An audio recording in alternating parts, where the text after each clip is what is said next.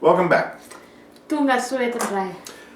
Micah chapter 7 takes on a whole different voice. Chapitre 7 amin'ny bokin'ny Mika indray dia tena tonalité hafa indray no hita eto. It's spoken from a woman. Point de vehivavy no miresaka eto. Probably speaking on behalf of Jerusalem. Mety miresaka mety mitondra teny ho an'ny Israely. She is lamenting her situation. Tarainy izy ny amin'ny situationany. She says in verse 1, "Woe is me, for I have become one who can find nothing to eat." Verset 1 izy miteny hoe ndraoty izaho izy lasa tahaka ny olona izay tsy manana inona hohaninao. I can't find any fig tree even for my hunger. Tsy mahita aviavy aho na ho an'ny anona. She says that the faithful have fallen victim to unjust judges and officials. Hoy izy hoe anoanako le teny teo kay. Hoy izy hoe ny olona marina hozy izy dia efa tsy hita eto amin'ity tany ity intsony eo amin'ny andinin'ny faharoa. She says the faithful have disappeared from the land. Nanjavona hozy izy ireo marina ireo mandeha am-pahamarinana. And there's nobody left who is righteous. Ary tsisy tavela izay manao marina. She says that the community is so corrupt that people can't even trust members of their own family. Betsaka hozy izy ny kolokolo sy ny corruption ka na dia ny mpianakavy aza tsy manana fahatokisana entre an'zareo intsony.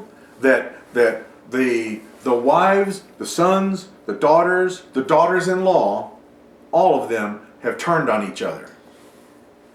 Samy mamadika na ny reny na ny zanakalahy na ny zanakavavy na vinanto samy mamadika samy famadika. But then she says in verse 7, "But as for me, I will look to the Lord with confidence of being heard." Fa zao kosa hozy izy dia hitodika amin'Andriamanitra ary hiandry an'Andriamanitra navitra ahy. Says that God will vindicate me because I cry out to him. Andriamanitra dia hihaino ahy sy hanome ny rariny ahy satria zao dia miantso azy. That even though our enemies are rejoicing over the destruction of Jerusalem, still I cry to God. Na dia mifaly amin'ny faharavan'i Jerusalema aho zao izy ny fahavaloko zaho dia mbola hiantso amin'Andriamanitra. She says, "Don't rejoice over me, my enemies." Hozy izy hoe aza mifaly amiko izy ry fahavaloko. "Even when I fall, I shall rise up again." Fa na dia menjera azy aho na dia lavo aza aho dia mbola hiverina hitsangana ihany. Even though I sit in darkness, the Lord will be my light. Ary na dia mitoetra ao anatin'ny fahamaizinana ary aho Andriamanitra no fahazavako.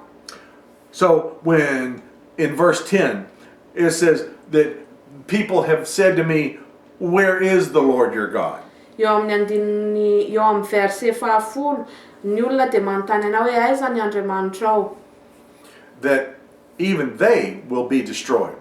Fa na izy ireny ara hozy izy dia ho ravan'Andriamanitra ihany koa. She says, "This is how you show trust in God." Zao hozy izy no fanehoanareo ny fahatokisanareo an'Andriamanitra. When times are darkest, God is your light. Rehefa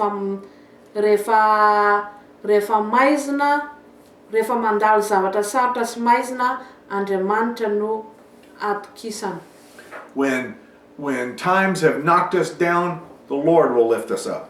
Rehefa lavo, Andriamanitra no anarina antsika.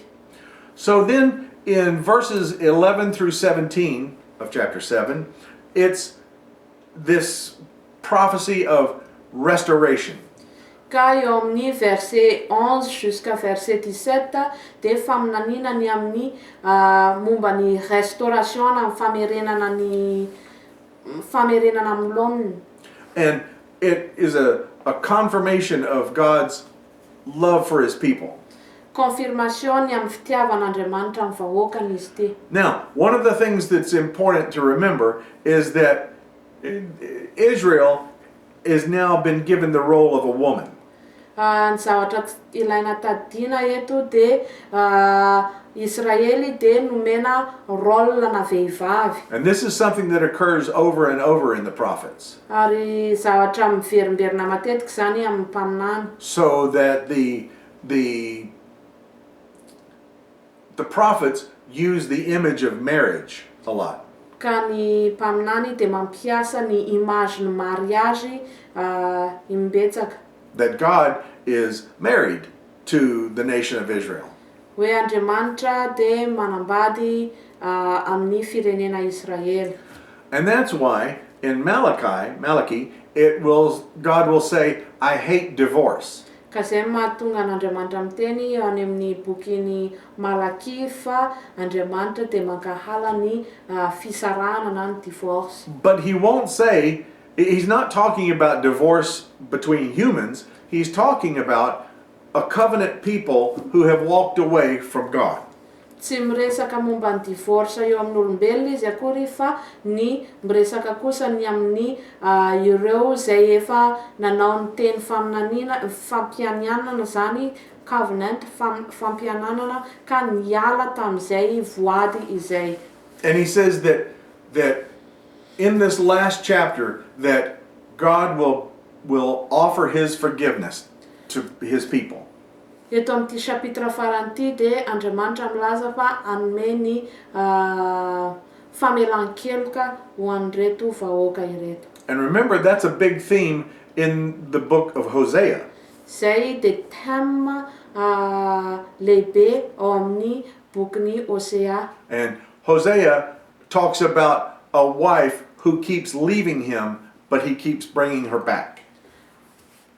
Hosea dia milaza momba n'ilay vehivavy izay mandao anazy foana fa kosa izy dia manaiky ny mandray anazy miverina ihany. That's a similar theme to Micah. Zany dia thème mitovy eto amin'ny Micah. So, and then in the last 18 through 20, it talks about God's steadfast love. Eto amin'ny verset farany 18 à 20 dia milanambara ny fitiavan'Andriamanitra izay tsy miova. The Hebrews have a word that is chesed. Can you do that? Ny Hebreo dia manana teny izay teny hoe chesed. Good. And that is the closest thing that we have to the Greek word agape. Ary zay no teny izay tena mifanakaiky indrindra amin'ny teny Grika hoe agape. In some of the old translations, that word chesed was translated as loving kindness. Zay teny zay hoe chesed izay dia afaka adika amin'ny teny hoe fitiavana sy gentillesse. But better translations call it steadfast love. Fa ny traduction tsaratsara kokoa dia ny hoe fitiavana tsy miozongozona, fitiavana toetra. It's a love that can't be shaken. Fitiavana izay tsy afaka ozongozonina. Can't be shaken by disobedience. Tsy afaka ozongozonina, tsy azo ozongozonina amin'ny alalan'ny tsy fankatoavana. It can't even be shaken by desertion. Ary tsy voazongozona amin'ny olona mandao. So, when we're looking at the book of Micah that we now have, we think of two things. Ka rehefa mijery ny bokin'ny Mika isika dia mijery zavatra roa. That, number one, there is human responsibility for bringing on God's punishment. Voalohany, misy responsibilité avy amin'ny olona izay mahatonga ny jugement an'Andriamanitra. But even though there's punishment, God will always have a plan for forgiveness. Fa na dia misy aza izany jugement izany, misy plan an'Andriamanitra manome ny manome ny pardon foana, famelan-keloka. And the second thing is that sin has consequences. Zavatra faharoa dia ny hoe ny fahotana dia tsy maintsy misy conséquence-any foana. Even though there may be forgiveness, there are still consequences. Na dia eo aza ny famelan-keloka dia tsy maintsy eo ihany koa ilay conséquence. And that's what the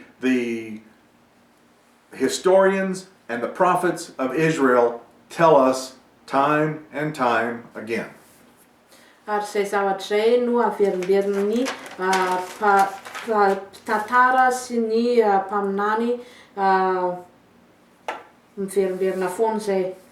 Even though we have evil rulers and priests and even prophets, Na dia manana mpitondra ratsy ara sy mpisorona sy mpaminany, and even though they give us these lazy assurances that God is with us, ary mame antsika fampatokisana fa amintsika Andriamanitra, that you're not only deceiving yourselves, you're also making light of God. dia mamita tena isika sy manamaivana an'Andriamanitra. Dietrich Bonhoeffer will later call that cheap grace. I Dietrich Bonhoeffer dia miteny an'izay hoe fahasoavana mora. According to these wicked rulers and priests and prophets, God doesn't really pay attention to human behavior. Selon ny mpitondra sy ny mpisorona sy ny mpaminany, according to the priests and to who? According to the wicked rulers and priests. Selon ny mpitondra ratsy rehetra zany de and what? Sorry. According to these wicked rulers and priests, God doesn't even pay attention to human behavior.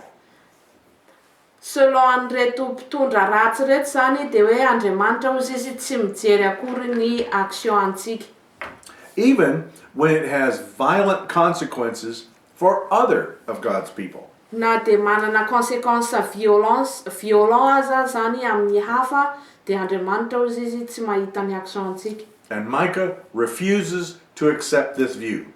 Ary Micah dia contre an'izay, tsy mandray an'izay point de vue izay. Nowhere does he say that the wicked can continue on in their evil. Tsy miteny mihitsiny izy n'aiza n'aiza miteny hoe ireo mpanao ratsy dia afaka manohy ny ratsy ataony. And then eventually they will have forgiveness too. Ary hoe azo famindram-po sy famelan-keloka izy ireo après. And Micah says we are responsible for our actions. Ary Micah dia miteny hoe isika dia responsable amin'ny action izay ataontsika. So Micah not only stands against the leaders of his day, against the prophets and priests of his day, he says that he's doing it under the power of God. Ka i Micah zany dia contre ny mpitondra tamin'ny fotoan'androny, ny mpisorona tamin'ny fotoan'androny sy ny mpaminany tamin'ny fotoan'androny, mpaminany sandoka tamin'ny fotoan'androny, mitsangana contre amin'izy ireo izy. And he stands fiercely condemning the wrongdoings around him. Ary tena nankahala ny ratsy izay mitranga teo amin'ny teo anivony. He didn't get the respect of his opponents. Tsy nahazo ny respect avy amin'ny manodidina azy izy. They just wanted him to keep his mouth shut. Tian'ireo angina fotsiny ny vavany. But Micah's message was remembered. Fa ny mesazin'ny Mika de tsaroana sy tadidy. And it became the basis for many other prophets who followed after him. Ary lasa baziny ary lasa baziny ho an'ireo mpaminany rehetra izay hanaraka azy aty aoriana. Because Micah said, this is how Yahweh treats and loves the world. Zao ny itiavan'Andriamanitra sy fitireten'Andriamanitra ny vahoakany. Stop doing wrong because it hurts others. Ajanony ny fanaovan-dratsy satria mandratra ny hafa izany. And if you forget everything about Micah, just remember this. Ary raha ho adininareo daholo ny zavatra momba ny Mika, ity zavatra iray ity de tsarovy. Do justice, Ataovy ny marina, love kindness, tiavo ny gentillesse, and walk humbly with your God. ary mandihana mpanetretena amin'Andriamanitra ao. See you next time. Amin'ny manaraka indray ary.